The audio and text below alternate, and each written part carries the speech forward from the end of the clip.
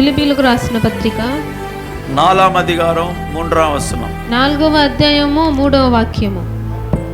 అవును, ఫిలిప్పియర్ 4:3. నిజమైన సహకారి ఆ స్త్రీలు క్లెమెంతుతోనూ నా ఇతర సహకారులతోనూ స్వార్థ పనిలో నాతో కూడా ప్రయాసపడిన వారు గనుక వారికి సహాయం చేయమని నిన్ను వేడుకొనిచున్నాను. ఆ సహకారుల పేర్లు జీవ గ్రంథమందు రాయబడి ఉన్నవి. தமிழில் வாசிக்கலாம். சத்தமா சொல்லுமா. உதவியா இருக்கும்படி வேண்டிக் கொள்ளுகிறேன்.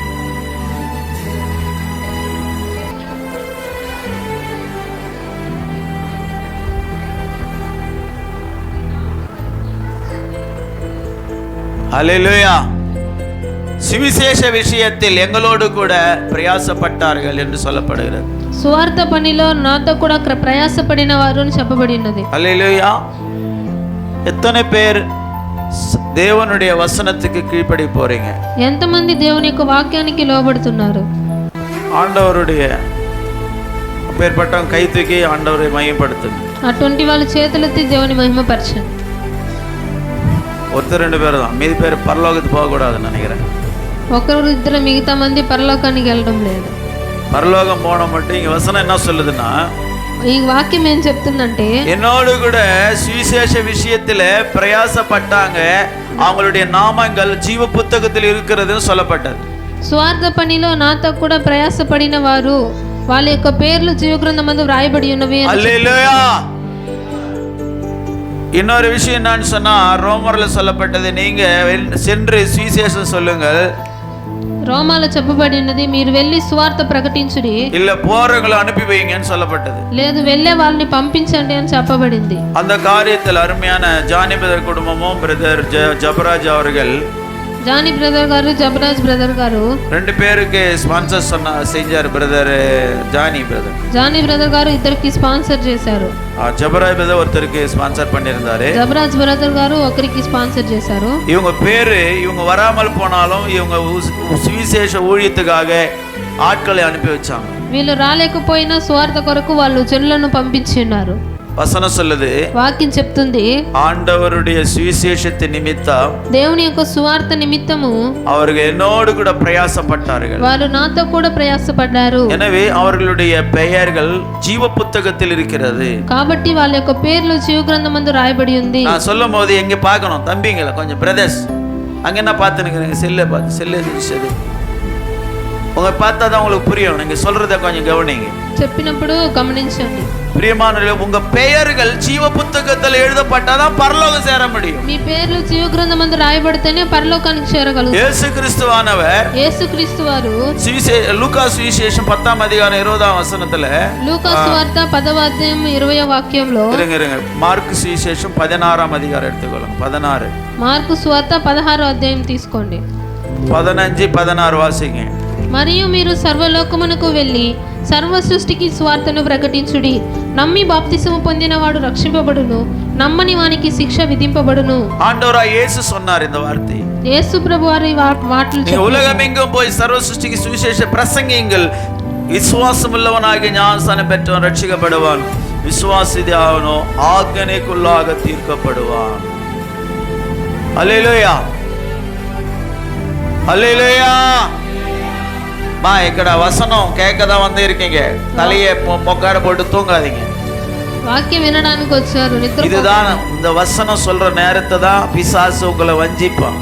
వాక్యం చెప్పే సమయంలోనే సాతాను మిమ్మల్ని మోసపరుస్తాడు. దయచేసి நீங்க வசனத்தை என்ன ஆண்டவர் உங்களோட எந்த காரியத்தை குறித்து பேசுகிறாரோ நீங்கள் கவனமா கேட்கணும். దేవుడు మీకు ఏ కార్యం గురించి మాట్లాడుతున్నాడో గమనముగా వినాలి. இந்த வசனத்தின் மூலம் உங்களுக்கு விடுதலை கிடைக்கும். ఈ వాక్యం ద్వారా మీకు విడుదల దొరుకుతుంది. இந்த வசனத்தின் மூலம் உங்கள் வாழ்க்கை கட்டப்படும். ఈ వాక్యం ద్వారా మీ జీవితాలు కట్టబడుతుంది. ஆண்டவர் சொல்றாரு, దేవుడు చెప్తున్నాడు, நீங்க அகில உலகத்துக்கும் சென்று, మీరు సర్వలోకమునకు వెళ్ళి, சர்வ சிருஷ்டிக்கும் உலகமெங்கும் சென்று சர்வ சிருஷ்டிக்கு சுவிசேஷத்தை பிரசங்கிங்கள் சொல்றார். సర్వలోకమునకు వెళ్ళి సర్వ సృష్టికి సువార్తను ప్రకటించుడి. హల్లెలూయా.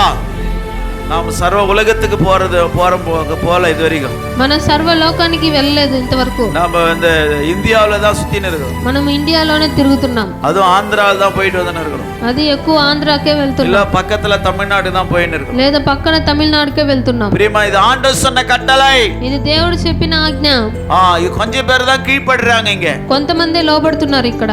ஒண்ணு நீங்க வரலன்னா இன்னொருத்தரை அனுப்பி விடுங்க. ఒకటి మీరు రాలేకపోతే వేరొకరిని పంపించండి. அப்ப நீங்க ஆண்டவருடைய பாடலை ஒரு பாடணும் சொன்னா దేవుని యొక్క పాటని పాడాలంటే அதுக்கு ஒரு அபிஷேகம் வேண்டுங்க. దానికి ఒక అభిషేకం కావాలండి. தம்பி மேல தேவனுடைய ஆவி இருக்கிறார். ఆ తమ్ముడి మీద దేవుని యొక్క ఆత్మ ఉంది. ஒரு சின்ன சாட்சி சொல்லணும்னு சொன்னாலும் ఒక చిన్న సాక్ష్యం చెప్పాలంటే కూడా அபிஷேகம் வேண்டும். అభిషేకం కావాలి. கர்த்தர் அபிஷேகம் பண்ணாமல் போனால் దేవుడు అభిషేకించకపోతే நான் இங்க நிக்க முடியாது. నేను ఇక్కడ నిలబడలేను. என் மகளும் அங்க வந்து டிரான்ஸ்லேட் பண்ண முடியாது. నేను కూడా ఇక్కడ నిలబడి చెప్పలేను. ஆண்டவர் எங்க மேல அவருடைய ஆவியை ஊற்றி கொண்டிருக்கிறார். దేవుని యొక్క ఆత్మ మా మీద ఉన్నది. தெய்வத்தோடு இரவு பகல உட்கார்ந்து நாங்கள் ஜெபம் பண்ணி கொண்டிருக்கிறோம். దివారాత్రములు ఆయన సన్నిధిలో ప్రార్థన చేస్తూ ఉంటున్నాం. ஆண்டவர் இல்லன்னா நாம இல்ல பிரியமானவர்களே. దేవుడు లేదంటే మనం లేదు ప్రియమైన వారులారా. என்னைக்கு நம்ம கர்த்தர் பரலோகம் கூப்பிடுவார் தெரியாது. ఆయన ఎప్పుడు మనల్ని పరలోకానికి పిలుచుకుంటాడో మనకు తెలియదు. வாழ்கிற கொஞ்ச நாட்களிலே మనం జీవిస్తున్న కొద్ది దినాల్లో இந்த சரீரத்தை பரிசுத்தமா காத்துக்கொள்ளணும். ఈ శరీరాన్ని పరిశుద్ధంగా కాపాడుకోవాలి. இந்த சரீரம் வந்து अनेक இச்சைகள் இருக்கிறது சரீரத்துல. ఈ శరీరంలో అనేక కోరికలు ఉంటున్నది. இந்த இச்சைகளின்படி நீ நடந்தாலா ఈ కోరికలను అనుసరించి నువ్వు నడుచుకుంటే இங்க வசனம் சொல்லு, ஆண்டவர் சொல்றாரு, వాక్యంలో దేవుడు చెప్తున్నాడు, ఆజ్ఞకుள்ளப்படுవீர்கள். ఆజ్ఞకు లోనవుతారు. కాదు తెలుగులో శిక్ష విధింపబడును. தண்டனைக்குள்ளப்படுவார்கள். ఆ శిక్షణలకు మీరు విధింపబడతారు. உன் சரீரத்தை வந்து உன் புருஷன் தான் தொடணும். உன் புருஷன் தான் உன் சரீரத்தை தொடணும். నీ భర్త నీ యొక్క శరీరాన్ని తాకాలి. உன் மனைவி தான் உன் சரீரத்துக்கு அதிகாரி என்று சொல்லப்பட்டது. నీ భార్యని నీ శరీరానికి అధికారి అని చెప్పబడినది. நீ திருமணம் ஆகாமல் ஒரு ஸ்திரியை தொடாதன்னு சொல்லி பைபிள் சொல்லுது. నీవు వివాహం అవ్వకుండా ఒక స్త్రీని తాకొద్దని చెప్పబడింది. அப்படி நீ பரிசுத்தமா இருந்தாதான் ஆண்டவருடைய ஆவி உன் மேல இருக்கும்.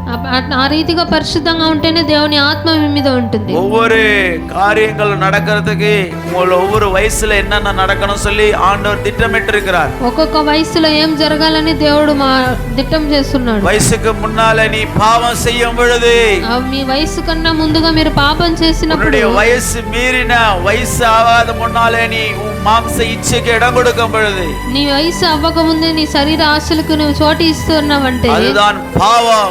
అదే పాపము. பாவத்தின் சம்பளம் மரணம். పాపం యొక్క జీతము మరణము. தெலுங்குல சொல்லப்பட்டது தண்டனை. తెలుగులో చెప్పబడినది శిక్ష. కొలొస్సీయర్ 3:5 சொல்லப்பட்டது. కొలొస్సీ 3:5 చెప్పబడింది தேவனுடைய கோபம் வருமா. దేవుని యొక్క కోపము వస్తుందంట. 3:5 வாசிக்கிறோம். 3:5 చదువుతున్నాం. ஆகையால் விபச்சாரம், அசுத்தம், மோகம், துர்இச்சை, விக்கிரகாராதனையான பொருளாசை ஆகிய இவைகளை பூமியில உண்டு பண்ணுறவங்க அவைகளை அழித்து போடுங்கள். இவைகளின் பொருட்டே கீழ்ப்படியாமன் பிள்ளைகள் மேல் தேவ கோபாக்கினை வரும். కావున భూమి మీదనున్న మీ అవయములను అనగా జారత్వమును, అపవిత్రత, కామాతురతను, దురాశను, విగ్రహారాధన, ధనాపేక్షను చంపివేయుడి. వాటి వలన దేవుని ఉగ్రత అవిధేయుల మీదికి వచ్చును. హల్లెలూయా. சொத்தமா சொல்லணும் ஹல்லேலூயா. எப்போது தேவ கோபாக்கினை வரும்னு சொல்லப்பட்டது? ఎప్పుడు దేవుని ఉగ్రత వస్తుందని చెప్పబడింది? అశుద్ధమాయి వాழும் பொழுது, అపవిత్రంగా జీవించినప్పుడు, దుర్ఇచ్చై, కామాతురత, వ్యభిచారము, మోగం, జారత్వము, విగ్రహారాధన, பொருளாசை, విగ్రహారాధన, ధనాపేక్ష இவைகளை இருக்குமானால் உனக்கு ఇవన్నీ మీలో ఉంటే தேவ கோபாக்கினை உன் மேல வருகிறது. దేవుని ఉగ్రత మీ మీదకి వస్తుంది. தேவையா? అవసరమా? கோபாக்கினை எத்தனை பேர் வேணும்? దేవుని ఉగ్రత ఎంతమంది కావాలి? கையெழுத்து ஹல்லேலூயா சொல்றீங்களா? చేతులెత్తి హల్లెలూయా చెప్తారా? கோபாக்கினை வரணுமா உங்கள? దేవుని ఉగ్రత రావాలా మీ మీద? என்னத்துக்கு ஹல்லேலூயா சொல்றேன்னு உனக்கு புரிய மாட்டேங்குது. దేనికి హల్లెలూయా చెప్తున్నారో అర్థం కావటం లేదు. நான் சொல்றது என்ன, தேவ கோபாக்கினை என் மேல வரட்டும் சொல்றாங்க, கை தூக்கி ஹல்லேலூயா சொல்ல சொன்னேன். నేనేం చెప్పాను? దేవుని కోపము నా మీదకి రావాలన్న వాళ్ళు హల్లెలూయా చెప్పమన్నారు. மாம்சத்தினுடைய இச்சைகளை நிறைவேற்றினால், శరీర ఆశలను నీవు నెరవేర్చుకుంటే தேவ கோபாக்கினை உன் மேல வரும். దేవుని ఉగ్రత మీ మీదకి వస్తుంది. அதான் ஆண்டவர் சொல்றாரு. అదే దేవుడు చెప్తున్నాడు. அதனால அவங்க அந்த கோபாக்கினை கோபாக்கினிக்கு ஆளாகாதபடிக்கு ఆ దేవుని ఉగ్రతకు నీవు మనిషిగా అవ్వకుండానట్లు போய் சுவிசேஷம் சொல்லு அவங்களுக்கு. వెళ్ళి సువార్త చెప్పు అంటున్నాడు. அதான் நம்ம போயிட்டு இருக்கோம். అదే మనం వెళ్తున్నాం. வருஷத்துக்கு 2 முறை 3 முறை நம்ம வெளியில போறோம். మనం సంవత్సరానికి 2 సార్లు బయట వెళ్తున్నాం. 2-3 முறை கூட கர்த்தர் சொன்னால் ஆண்டவர் அனுமதி கொடுத்தா 3-4 முறை. ஏன்னு சொன்னா வருகை சமயமா இருக்குது. రాకడ సమీపంగా ఉంది కాబట్టి 3-4 సార్లు కూడా వెళ్ళాల్సి వస్తుంది. ஏன் ஆண்டவருக்கா கொடுங்க, దేవుని కొరకు ఇవ్వండి. போன முறை நாங்க அங்க காணிக்கை 2வது முறை எடுக்க வச்சு రెండవసారి అక్కడ కానుకలు తీయబడింది. உற்சாகமான காணிக்கை யாரு கொடுப்பீங்க? ఉత్సాహమైన కానుకలు ఎవరు ఇస్తారు அப்படின்னு சொன்ன உடனே అప్పుడు నేను చెప్పినప్పుడు நிறைய பேர் போட்டாங்க. చాలా మంది వేశారు. அல்லேலூயா, சத்தமா சொல்லுவோம். உற்சாகமான காணிக்கையை கொடுக்கணும் ஆண்டவருக்கு. ఉత్సాహమైన కానుకలు మనం దేవునికి ఇవ్వాలి. அப்படின்னா என்ன காணிக்கை? అంటే ఏం కానుక? உங்க பாக்கெட்ல கை வைக்கிறீங்க, మీ పాకెట్లో చేయి పెడుతున్నారు, நோட்டுங்கெல்லாம் தெரியுது, నోట్లన్నీ కనబడుతుంది, அதெல்லாம் எடுத்து பாக்குறீங்க, అదైతే చూస్తున్నారు, சின்ன நோட்டை எடுத்தாங்க போடுறீங்க. చిన్న నోట్ ఏది ఉందో అది ఎత్తుకొచ్చేస్తున్నారు. அது உற்சாக காணிக்கை அல்ல. అది ఉత్సాహమైన కానుక కాదు, அது பிசினித்தன காணிக்கை. అది పిసికితనమైన కానుక. உற்சாகமான காணிக்கை என்ன தெரியுமா? ఉత్సాహమైన కానుక ఏం తెలుసా? அதுல எது பெரிய நோட்டு இருக்குதோ దాంట్లో ఏది పెద్ద నోటు ఉందో அதை எடுத்து ஆண்டவர் கொடுக்கணும். అది ఎత్తి దేవునికి ఇవ్వాలి. ஏன் சொன்னா ఎందుకంటే உனக்காக ஜீவனையே கொடுத்துட்டார் ஆண்டவர். నీ కొరకు ఆయన తన ప్రాణాన్నే ఇచ్చేశాడు. என்ன பண்ண இந்த காசெல்லாம்? ఈ డబ్బంతా ఏం చేస్తాము? இப்போ இந்த నోటే పోటేనా, ఈ డబ్బులు వేశారంటే, உற்சாகமா காணி கொடுத்தியானா, ఉత్సాహమైన కానుకలు ఇచ్చావంటే 100 అత్తనే తిరిగి கொடுத்துறாரு ஆண்டவர். 100 ఆయన దాన్ని తిరిగి మీకు ஒரு 500 ரூபாய் நோட்டை போட்டேனா, ఒక 500 రూపాయల నోటు వేస్తే எத்தனை நோட்டு கிடைக்கும்? ఎన్ని నోట్లు వస్తుంది சொல்லுங்க. చెప్పండి. 100 అత్తనన్నా ఎవలయ్యా? 100 అంతలుగా అంటే ఎంత అండి? 100 500 ரூபாய் நோட்டு கிடைக்கும் உனக்கு. 100 500 రూపాయల నోట్లు దొరుకుతాయి. வேணுமா வேணாவா? కావాలా వద్దా? இப்ப எடுங்க. ఇప్పుడు ఎత్తండి. எத்தனை பாக்கெட்ல இருக்குதோ, ఏ పాకెట్లో ఉన్నాయో, எத்தனை முந்தானே முடிச்சு வச்சிருக்கீங்களா, ఎంతమంది కొంగులో పెట్టుకున్నారో, பெரிய நோட்டு எடுத்து போடுங்க. இன்னைக்கு పెద్ద నోట్ ఎత్తేయండి దేవుని కోసం. போட்டு பாருங்க, చేసి చూడండి. உங்க தரித்திரம் எல்லாம் ஓடி போகும். మీ దరిద్రత అంతా పారిపోతుంది. கடன் எல்லாம் தீங்கி போகும். మీ అప్పుల బాధలంతా తొలగిపోతుంది. கர்த்தர் ஐஸ்வர்யத்தின் மேல் ஐஸ்வர்யம் கொடுப்பார். దేవుడు ఐశ్వర్యం మీద ఐశ్వర్యాన్ని దయచేస్తాడు. மகிமையின் மேல் மகிமை கொடுப்பார். మహిమ పైన మహిమనిస్తాడు. அதை என் வாழ்க்கையில நான் அனுபவிச்சு சொல்றேன். అది నా జీవితంలో అనుభవించి చెప్తున్నాను. நான் ஒரு காலத்துல ஒரு கான்வென்ட் ஸ்கூல்ல டீச்சரா இருந்தேன். నేను కాన్వెంట్ స్కూల్లో టీచర్ గా ఉన్నాను. எங்க சின்ன மாமியார் எதிர் சர்ச்சில் இருக்கிறாங்க. அந்த சின்ன மாமியார் அவங்க ஸ்கூல்ல நானும் போய் வேலை செஞ்சேன். அங்கேயே நான் டீச்சரா போனேன். అక్కడ ఎదురుగా ఉంటున్న మా అత్తగారు నేను ఇద్దరు కలుసుకొని ఆ టీచర్ గా పనిచేసాం. அல்லேலூயா. அங்க சம்பளம் 230 ரூபாய் மாசத்துக்கு எனக்கு. 230 రూపాయలు. என்ன வருஷம் தெரியுமா? ఏ సంవత్సరంలో తెలుసా? 1990 நினைக்கிறேன். 90 92ல. 1990లో 92లో. அல்லேலூயா. அப்போ 230 ரூபாய் அங்க கொடுத்தாங்க அந்த சம்பளம். 230 రూపాయలు నాకు ఇప్పుడు జీతం ఇచ్చారు. அப்போ நான் రేణిగుంట సభై పుణ్యరాజ్ సభைக்கு போயிட்டு இருந்தேன். நான் అప్పుడు నేను రేణిగుంటలో పుణ్యరాజు గారి సంఘానికి వెళ్తూ ఉన్నాను. அப்போ நான் விசுவாசியா இருந்தேன். అప్పుడు నేను విశ్వాసిగా ఉన్నాను. அங்க AVM Rajan cinema hero AVM Rajan meeting அன்னைக்கு.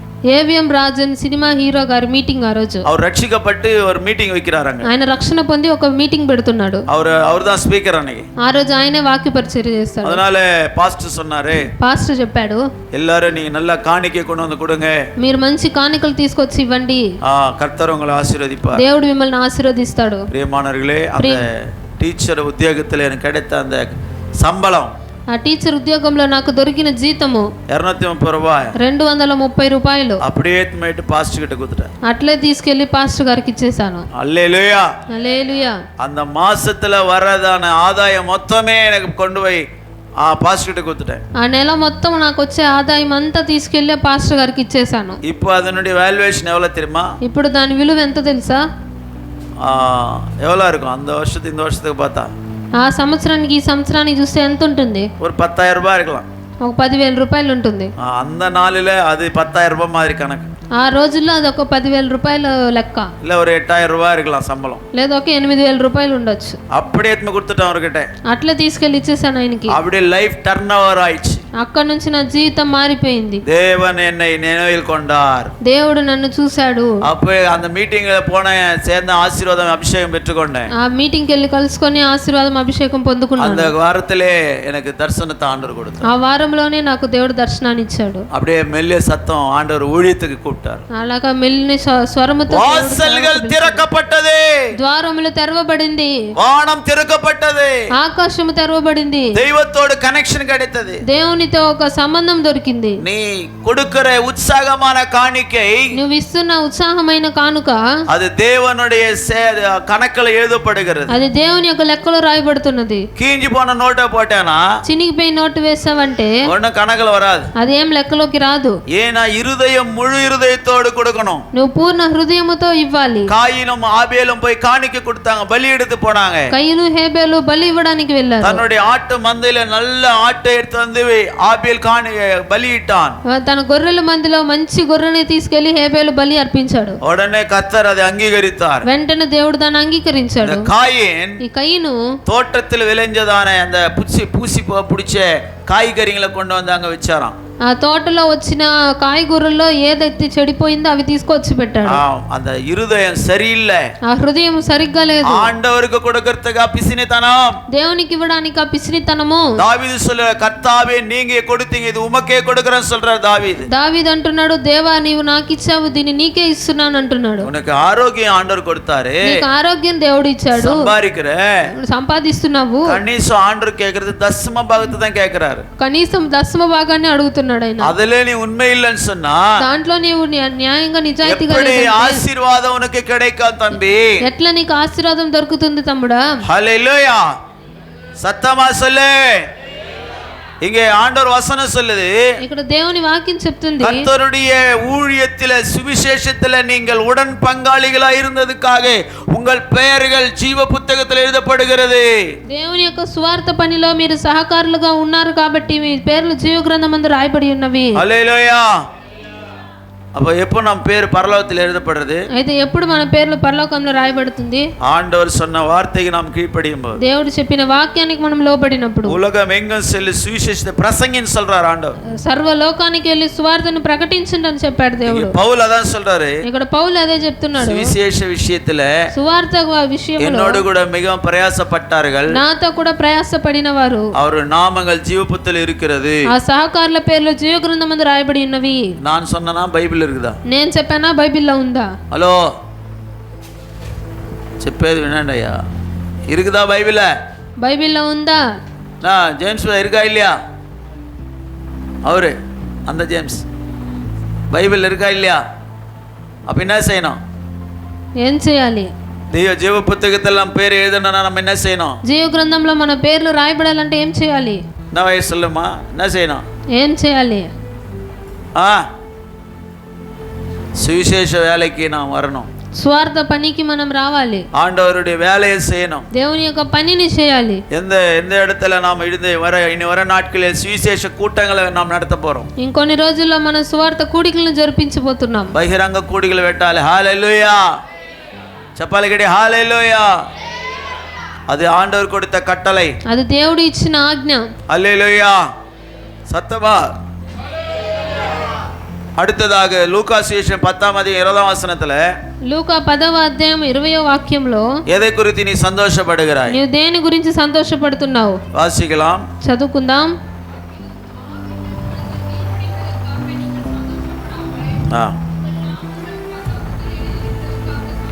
ஆவிகள் உங்களுக்கு கீழ்ப்படிகிறதுக்காக சந்தோஷப்படாதீங்க, உங்க நாமங்கள் பரலோகத்தில் எழுதி இருக்கிறது, அதுக்காக சந்தோஷப்படுங்க. దెయ్యములు మీకు లోబడుచున్నవని సంతోషింపక మీ పేర్లు పరలోకమందు రాయబడి ఉన్నవని సంతోషించును. ஆண்டவர் 70 பேர் அனுப்பிச்சு வச்சாருங்க, ரெண்டு பேரா சுவிசேஷத்துக்கு. ஐயா சத்தமா சொல்றதை கவனிங்க தயவுசெய்து.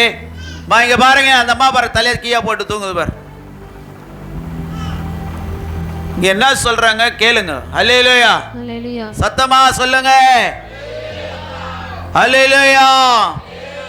ஆண்டவராய் இயேசு கிறிஸ்துவானவர் ప్రభువైన యేసుక్రీస్తు వారు 70 பேரை தெரிந்து கொண்டு 70 మందిని ఆయన ఎన్నుకొని ரெண்டு பேரை சுவிசேஷம் செய்யும்படி அனுப்பி வச்சார். ఇద్దరిద్దరుగా సువార్త ప్రకటించడానికి పంపించాడు. இந்த சபையில தான் நடக்கல, அது ఈ సంఘంలోనే అది జరగలేదు. யாரோ ஒருத்தர 2 பேர் ஊழியக்காரர் மட்டும் போயினுக்கிறோம். நான் எங்க சுவிசேஷம் ఒకరు ఇద్దరు సేవకులు మాత్రం వెళ్తున్నారు. வாரத்துல ஒரு நாள் கண்டிப்பா எல்லாரும் போய் சுவிசேஷம் உங்களுடைய பகுதியில எங்க போய் சுவிசேஷம் சொல்லுங்க. 2 பேரை போங்க, நீங்க கூட వారంలో ఇద్దరిద్దరుగా వెళ్ళి మీ ప్రాంతాల్లో సువార్తను ప్రకటించండి. எந்த ஏரியாவுக்கு போறீங்களோ அங்க சுவிசேஷ பத்திரிக்கைகளை கொடுத்து அவங்க பேருங்களை எழுதிட்டு வாங்க. ఏ ఏరియాకి వెళ్తున్నారో అక్కడ పత్రికలు ఇచ్చి వాళ్ళ పేర్లను రాసుకోండి. ஒரு 10 பேர் கொடுத்து பாருங்க, ஆண்டவரை பத்தி சொல்லுங்க. ఒక 10 మందికి దేవుని గురించి చెప్పి ఇచ్చి చూడండి. ஹல்லேலூயா. இங்க என்ன சொல்றாரு ஆண்டவர்? ఇక్కడ ఏం చెప్తున్నాడు దేవుడు? அவங்களை அனுப்பிச்சு வச்சாரு ஊழியத்துக்காக. వాళ్ళని పంపించాడు సేవ కొరకు. இவங்க போய் ஜெபம் பண்ணி இருக்காங்க. వీరు వెళ్ళి ప్రార్థన చేశారు. பிசாசுகள் ஓடினது, அலறச்சின ஓடிச்சு. దెయ్యములన్నీ పారిపోయాయి. ஹல்லேலூயா. கர்த்தருக்கு மகிமை உண்டாதாக. దేవుని మహిమ కలుగును. ஆண்டவர் சொன்னாரு, దేవుడు చెప్పాడు, சர்ப்பங்களை தேள்களை 19ஆம் வசனத்துல சத்துருவினுடைய சகல வல்லமையை மேற்கொள்ள உங்களுக்கு அதிகாரம் கொடுக்கிறேன், ஒன்று உங்களை சேதப்படுத்த மாட்டாதே அப்படின்னு சொன்னார் ஆண்டவர். పాములను తేళ్లను త్రొక్కుటకు శత్రు బలమంతటి మీద మీకు అధికారం అనుగ్రహించి ఉన్నాను, ఏది మీకు ఎంత మాత్రమును హాని చేయదు. హల్లెలూయా. போங்க, நீங்க போய் அற்புதம் செய்யுங்க, பேய்களை ஓட்டுங்க, நோய்களை சுகமாக்குன்னு சொன்னார் ஆண்டவர். వెళ్ళండి, వెళ్ళి అద్భుతాలు చేయండి, దెయ్యాలని పారద్రోలండి, దెయ్యాలు వెళ్ళగొట్టండి, స్వస్థపరచండి. హల్లెలూయా. చెప్పాలి గట్టి హల్లెలూయా. వాయత్తర హల్లెలూయా. தம்பி வாய் தரப்பா, அல்லேலூயா. கையை தூக்கி எல்லாம் சத்தமா சொல்லு. வாலிபருங்க அப்படி சும்மா உட்காந்து எப்படி ஒரு தேவ மகிமை வேணாம். வாயை விரிவா తెర, அதை నిరపేం சொல்லி వసనం అది. నీ నోటిని తెరువు, నేను దాన్ని నింపుతానని వాక్యం చెప్పబడింది. నోరు బాగు తెరువు అని రాయబడింది తెలుగులో. సూపర్ అయ్యేది కదా వసనం, తెలుగులో ఉండదు ఆ మాట. 63వ కీర్తన ఇది అక్కడ చూశాను నేను, 62లో అనుకుంటా. హల్లెలూయా. அப்போ வாயை விரிவா திறக்கணுமா? నీ నోటిని బాగుగా తెరవాలి. வீட்டில் பார்க்கணும், ఇంట్లో చూడాలి. அம்மா மாருங்க வீட்டில் தான் பாஸ்ட் இல்லாதப்போ நம்ம ஒரு நாளைக்கு போய் பார்க்கணும். விசுவாசிங்க என்ன வாயை சண்டை போடுறாங்க. ఇంట్లో వెళ్ళి ఒకసారి చూడాలి విశ్వాసులు ఎంతగా గొడవ వేస్తున్నారో. ஐயா மாருங்க கூட தான், ఇక్కడున్న సహోదరులు కూడా. ஆனால் இங்கே சத்தம் வர மாட்டாங்க. కానీ ఇక్కడ శబ్దం రాదు. சத்தம் எங்க வரணும்? శబ్దం ఎక్కడ రావాలి? ஆண்டவருக்காக சத்தம் போடு. దేవుని కొరకు శబ్దం చేయండి. హల్లెలూయా. రెండు பேர் ஆண்டவர் அனுப்பிச்சாங்க. ఇద్దరిద్దరుగా దేవుడు పంపించాడు. அவங்க ரொம்ப சந்தோஷமா வந்து వాళ్ళు ఎంత సంతోషంగా వచ్చి, యేసువే యేసయ్యా, நாங்க ஜெபிக்கும் போது பேய்கள் ஓடிச்சு, మేము ప్రార్థించినప్పుడు దెయ్యములు పారిపోయాయి, நோய்கள் நல்லாச்சுன்னு சொல்றாங்க. అన్ని వ్యాధులు స్వస్థత పొందుకున్నారంట. ஆண்டவர் சொல்றாரு, దేవుడు అంటున్నాడు, பேய்கள் போனதுக்காக நீ சந்தோஷப்படாதே, దెయ్యములు లోబడుచును అని సంతోషపడద్దు. உன் பேரு பரலோகத்தில் எழுதப்பட்டதா, నీ పేరు పరలోకమందు రాయబడిందా, அதை வச்சு சந்தோஷப்படுவா. దాన్ని బట్టి సంతోషించండి. நிறைய பேர் உலகத்தின் காரியத்துக்காக சந்தோஷப்படுறாங்க. అనేకులు లోక కార్యముల గురించి సంతోషపడతారు. హల్లెలూయా. நல்லா சத்தமா சொல்லுங்க ஹல்லேலூயா. உலகத்தின் காரியங்களை எல்லாம் எதை குறித்து நீங்க சந்தோஷப்படக்கூடாது. ఈ లోక కార్యములు దేని కోసం కూడా మీరు సంతోషపడకూడదు. பிலிப்பியர் 1:27 சொல்லப்பட்டது. ఫిలిప్పీ 1:27లో చెప్పబడింది, நான் வந்து உங்களை கண்டாலும் நான் வராமல் இருந்தாலும் நீங்கள் ஒரே ஆவியிலே உறுதியாய் நின்று ஒரே ஆத்துமாவினால் சுவிசேஷத்தின் விசுவாசத்துக்காக கூட போராடி எதிர்க்கிறவர்களால் ஒன்றிலும் மருளாதிருக்கிறீர்கள் என்று உங்களை குறித்து நான் கேள்விப்படும்படி எவ்விதத்திலும் நீங்கள் கிறிஸ்துவின் சுவிசேஷத்துக்கு பாத்திரராக மாத்திரம் நடந்து கொள்ளுங்கள் என்று சொல்லுகிறார். నేను వచ్చి మిమ్మల్ని చూచినను రాకపోయినను మీరు ఏ విషయములను ఎదిరించు వారికి బెదరక అందరూ ఒక భావముతో స్వార్థ విశ్వాస పక్షమున పోరాడుచు ఏక మనస్సు గలవారై నిలిచి ఉన్నారని నేను మిమ్మల్ని గూర్చి వినులాగున మీరు క్రీస్తు సువార్తకు తగినట్టుగా ప్రవర్తించుడి. హల్లెలూయా. பாருங்க, அந்த நாளிலே கூட பெதிரிக்கிறவங்க இருந்திருக்கிறாங்க. அங்க எதிர்க்கிறவங்க ఆ రోజుల్లో కూడా బెదిరించేవారు ఉన్నారు. எதிர்த்து சுவிசேஷத்தை யாருன்னா போய் என்னடா மதம் மாற்றம் வந்துட்டான்னு சொல்லி சண்டை போடுறாங்க. இப்போ அங்கங்க நீங்க யூடியூப்ல பாருங்க, మతం మార్చడానికి వచ్చారా అని ఎదిరించే వాళ్ళు ఉన్నారు. அப்போ அந்த காலத்துல கூட இருக்கிறாங்க, ఆ కాలంలో నుంచి కూడా ఉన్నారు. அவங்களுக்கெல்லாம் நீ பயப்படான்னு சொல்றாங்க. వాళ్ళందరికీ నువ్వు భయపడొద్దని చెప్తున్నాడు. சுவிசேஷத்தை நீ அறிவி, నీవు సువార్తను ప్రకటించు. హల్లెలూయా.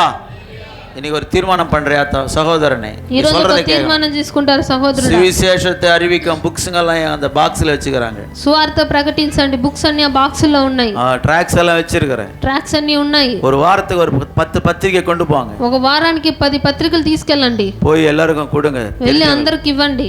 ஆண்டவர் உன் பேரை ஜீவபுத்தல எழுதுறாருங்க. దేవుడు మీ పేరు జీవ గ్రంథంలో రాస్తాడండి. ஆண்டவருடைய சுவிசேஷத்தை அறிவிக்க நாம் பின்வாங்க கூடாது. దేవుని సువార్తను ప్రకటించడానికి వెనకాడకూడదు. வெளிப்படுத்தின விஷயம் 13వ అధికారத்துல ప్రకటన 13వ అధ్యాయంలో 8వ వచనத்தை వాసిக்கிறோம். 8వ వాక్యాన్ని చదువుకుందాం. உலக தோற்றம் முதல் அடிக்கப்பட்ட ஆட்டுக்குட்டியினுடைய ஜீவ புத்தகத்தில் பேர் எழுதப்பட்டிராத பூமியின் குடிகள் யாவரும் அதை వణంగువాர்கள் కాదుల్లవన్ ఎవనో அவன் கேட்க கடவன் என்று சொல்லப்படுகிறது. భూనివాసులందరూ అనగా జగదుత్పత్తి మొదలుకొని వధింపబడి ఉన్న గొర్రెపిల్ల యొక్క జీవ గ్రంథమందు ఎవరి పేరు వ్రాయబడలేదో వారు ఆ మృగమునకు నమస్కారము చేయుదురు. హల్లెలూయా.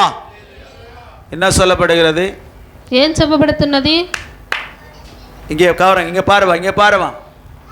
இங்க யார என்ன சொல்லப்பட்டது தெரியுமா? ఇక్కడ ఏం చెప్పబడింది తెలుసా?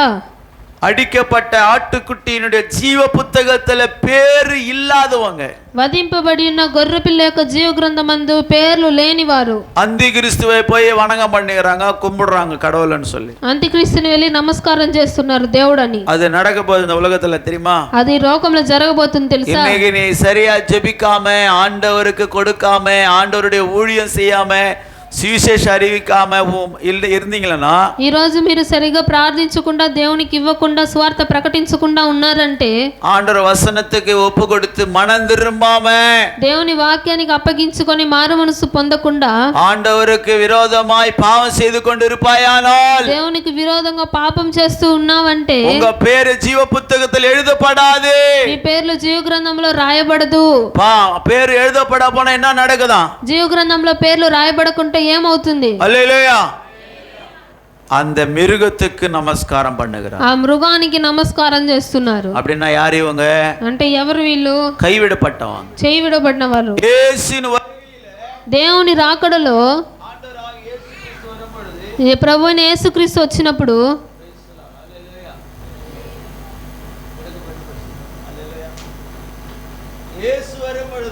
యేసు వచ్చినప్పుడు, ஆண்டவர் வருகையில దేవుని రాకడలో கைவிடப்பட்டவங்க, చేయి విడబడిన వారు. హల్లెలూయా. హల్లెలూయా. ஏன் கைவிடப்பட்டாங்க? ఎందుకు చేయి విడబడారు? జీవ పుస్తకத்துல பேர் இல்ல, జీవ గ్రంథంలో పేరు లేదు. ஆண்டவருடைய జీవ పుస్తకத்துல பேர் எழுதப்படணும்னு சொன்னா, జీవ గ్రంథంలో మీ పేరు రాయబడాలి అంటే அங்கே வெளிப்படுத்தின விசேஷத்தெல்லாம் வாசிக்கிறோம். ఆ ప్రకటనలో మనం చదువుతున్నాము. வெளிப்படுத்தின விசேஷம் ప్రకటన எடுத்துக்கொள்ளுங்க, 20ஆம் அதிகாரம், 20వ అధ్యాయము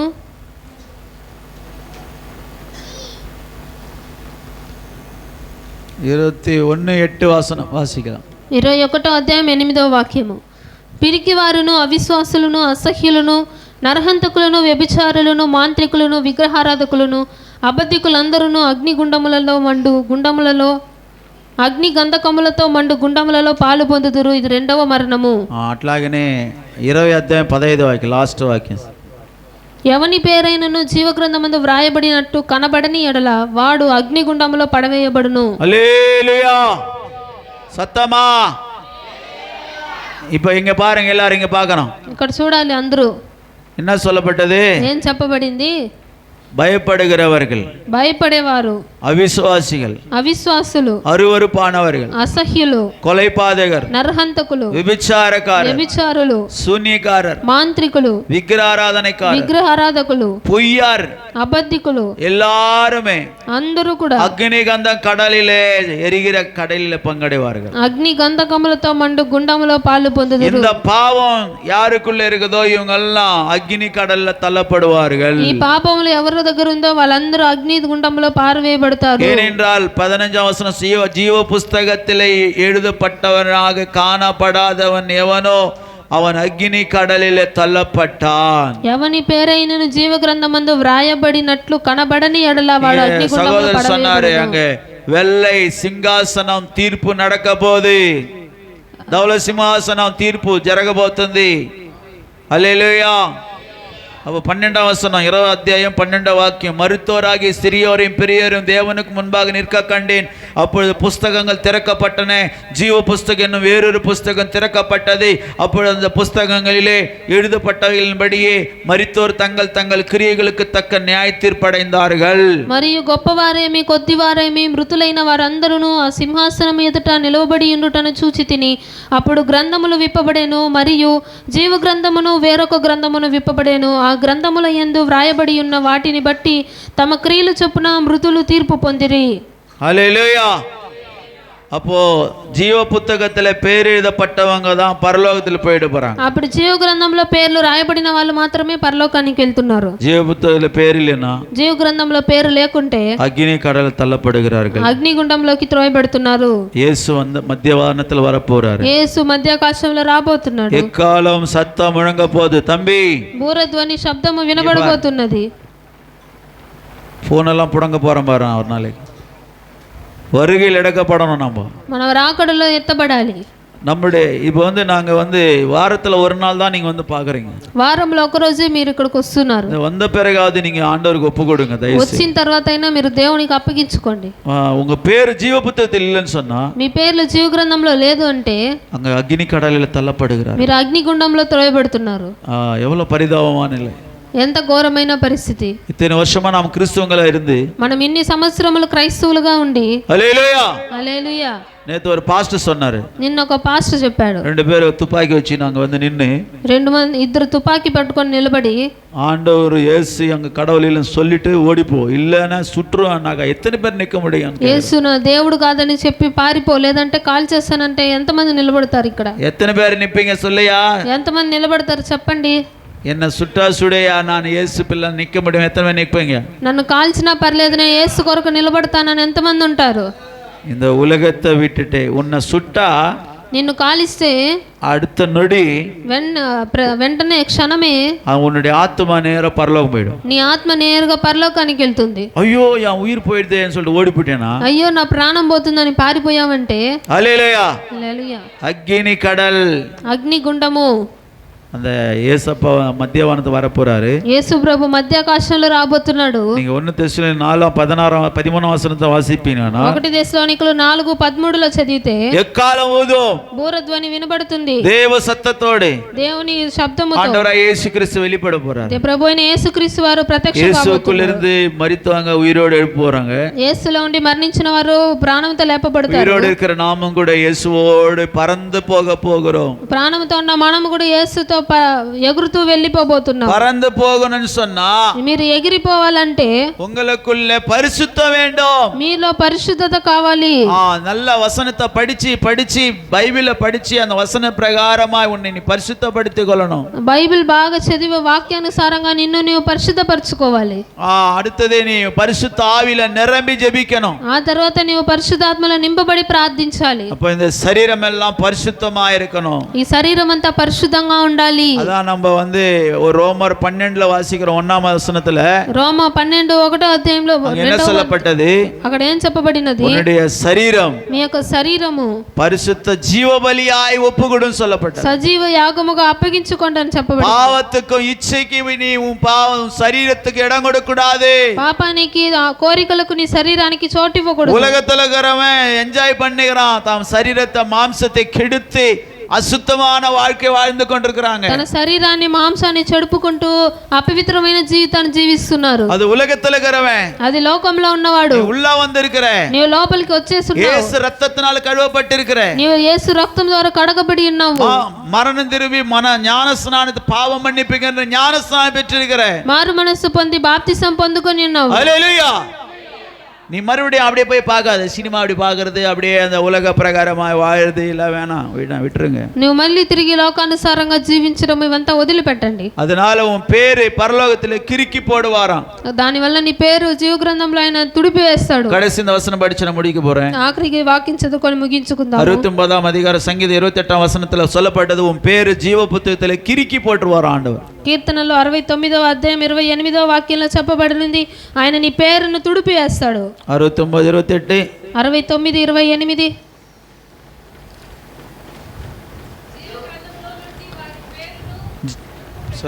జీవ గ్రంథముల నుండి వారి పేరును తుడుపు పెట్టుము, నీతిమంతుల పట్టీలో వారి పేర్లు వ్రాయకుము. தமிழில் ஜீவ புத்தகத்திலிருந்து அவர்களுடைய பெயர் கிறுக்கப்பட்டு போவதாக நீதிமான்கள் பேரோடு அவர்கள் பேர் எழுதப்படாதிருப்பதாக. ஹல்லேலூயா హల్లెలూయా. பாருங்க, நீங்க ஞானஸ்நானம் எடுத்த போது உன் பேரு ஜீவபுத்தகத்தில் எழுதப்படுது. మీరు బాప్తిసం తీసుకున్నప్పుడు మీ పేరు జీవ గ్రంథంలో రాయబడుతుంది. சினிமா தியேட்டருக்கு போய் சினிமா பார்த்து உல்லாசமா பொம்பளைங்களோட ஆம்பளோட பொம்பளைங்க பாவம் செய்யும் பொழுது సినిమా చూసుకుంటూ భార్య పురుషులు స్త్రీలు పాపం చేసినప్పుడు அப்படியே உன் பேர் அங்க கிறுக்கி போட்டுறாரு. అక్కడ నీ పేరు ఆయన తుడిపి పెడుతున్నాడు. வாழ்க்கையில ஜெபம் இல்லை, வேத வசனம் இல்லை, நீ பரிசுத்தமா இல்லைன்னா உன் பேரு கிறுக்கி போட்டுறாரு. నీ జీవితంలో ప్రార్థన లేదు, వాక్యం లేదు, పరిశుద్ధత లేదు అంటే ఆయన నీ పేరు తుడిపి పెడుతున్నాడు. அவ்வளவுதான். ஞானசான இடத்தை பயபக்தியா வாழ்ந்தானா உன் பேரு பரலோகத்தில் இருக்கும். బాప్తిసం తీసుకొని భయభక్తిగా జీవిస్తే నీ పేరు పరలోకంలో ఉంటుంది. மறுபடியும் பார் ரெஸ்டாரண்ட் போனேனா, మళ్ళీ బార్కి రెస్టారెంట్కి వెళ్తే அல்லேலூயா, அதோ கதி, உன் பேரு அவள்தான் கிறுக்கி போட்டு வரான். నీ పేరు ఆయన తుడిచి వేస్తాడు. விட்ட பாவத்தை மறுபடியும் செய்ய ஆரம்பிச்ச, వదిలిన పాపాన్ని మళ్ళీ చేయడానికి ప్రారంభించినావంటే உன் பேரு ஜீவ புத்தகத்திலிருந்து ஆண்டவர் கிறுக்கி போட்டுறாரு. నీ పేరును ఆయన జీవ గ్రంథంలో నుంచి తుడుపు పెడతాడు. எத்தனை பேர் இன்றைக்கு ஆண்டவருக்கு ஒப்பு கொடுக்க போறீங்க? ఎంతమంది ఈ రోజు దేవునికి உன் అప్పగించుకోబోతున్నారు? பேரு ஜீவ புத்தகத்தில் இருக்குதா? నీ పేరు జీవ గ్రంథంలో ఉందా? இல்ல உன் பேரு இன்னும் ஆண்டவர் கிறுக்கி போட்டுட்டாரா?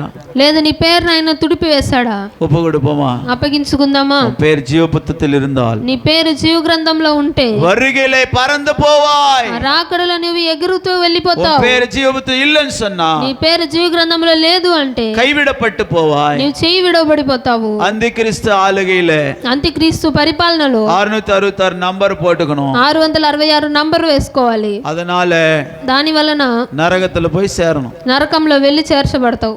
அதெல்லாம் வேணாம். అదంతా వద్దు. ஆண்டவர் பிள்ளையா வாழ்ந்துட்டு దేవుని బిడ్డగా జీవించి பரலோகம் சேரலாம். పరలోకాన్ని చేర్చబడతావు. மாம்சத்தை ஜெயிங்க. శరీరాన్ని జయించాలి. மாம்சத்தின் இச்சைகளை ஜெயிச்சு ఆ ఆ కోరికలను జయించి பரிசுத்தமான வாழ்க்கை வாழ்ந்து పరిశుద్ధమైన జీవితాన్ని జీవించి பரிசுத்த ஆவியை பெற்று పరిశుద్ధ ఆత్మను పొందుకొని அநேகரை போய் சுவிசேஷம் சொல்லி అనేకులకు వెళ్ళి సువార్తని ప్రకటించి ஆண்டவருக்காக வாழ்ந்து பாருங்க. దేవుని కొరకు జీవించి చూడండి. பரலோகத்தை போய் சேரலாம். పరలోకానికి వెళ్ళి చేరవచ్చు. எல்லாம் ஒப்பு கொடுப்போம். అందరూ అప్పగించుకుందామా? எல்லாம் ஒப்பு கொடுங்க. అందరూ సమర్పించుకోండి. హల్లెలూయా.